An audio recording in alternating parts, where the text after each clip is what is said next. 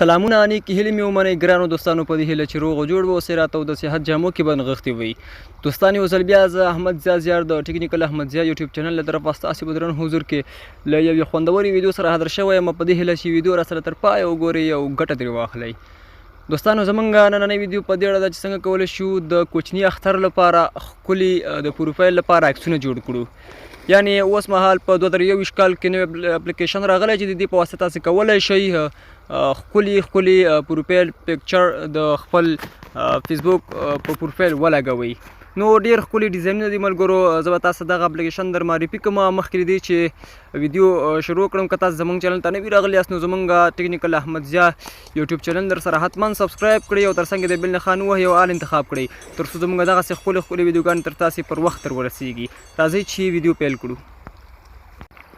بیا هم ستړي مه شئ دوستانو دغه لینک به ما تاسو د ویډیو په ډسکرپشن کې پریښی وي تاسو به په دغه لینک کلیک وکړئ او دغه اپ به انسټال کړئ ما مخکې تر مخکې انسټال کړی دی او تاسې به یې هم له همدغه ځای څخه انسټال کړئ بیا به راشئ ملګرو تاسې به دغه اپ خلاص کړئ دغه دی ملګرو دغه اپ دی کله مو چې خلاص کړ ډیټا مو باید ان وي نو دلته به پرې کلیک وکړئ بیا به دلته تاسې په ګریټ ډي پي ډي باندې کلیک وکړئ دلته اوس دوه برخې دي یو د نارینهو لپاره دی او بل د ښځینهو لپاره دي که تاسو چېرته نارینه یاست نو په ډي پي ډي فار بوایز انتخاب کړئ او که چېرته ښځینه یاست نو ډي پي فار ګرلز انتخاب کړئ نو اوس به تاسو ته زه دغه د نارینهو در وښیم چې څنګه پکچر دی د پروفایل لپاره تاسو ګورئ ملګرو په مختلف ډول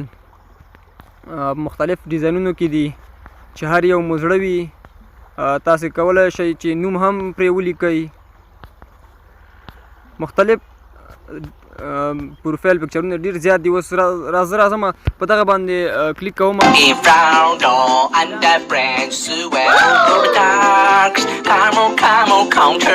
اعلان به کینسل کړئ بیا دلته به په انټر یور نیم دلته به تاسې کلیک وکړئ او خپل نوم به ورکړئ مثلا زه اوس ورکوم نو دا نوم به تاسو ورکړئ بیا به تاسې په سبمیټ کلیک وکړئ دغه نوم به دلته تاسو ته راشي اوس دغه نوم ته تاسې کالر هم ورکولی شئ چې هر رنګ کې وي مثلا زه اوس دغه شین رنګ ورکوم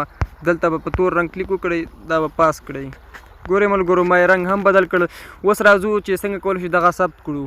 په دغه سیف بټنه به تاسې کلیک وکړئ نو اتومات به دغه تصویر ثبت شي ملګرو دا به زموږ نننۍ ویډیو که چېرته مو خوښ شوي نو حتما یې در سره لایک کړئ تر بیا ښې چارې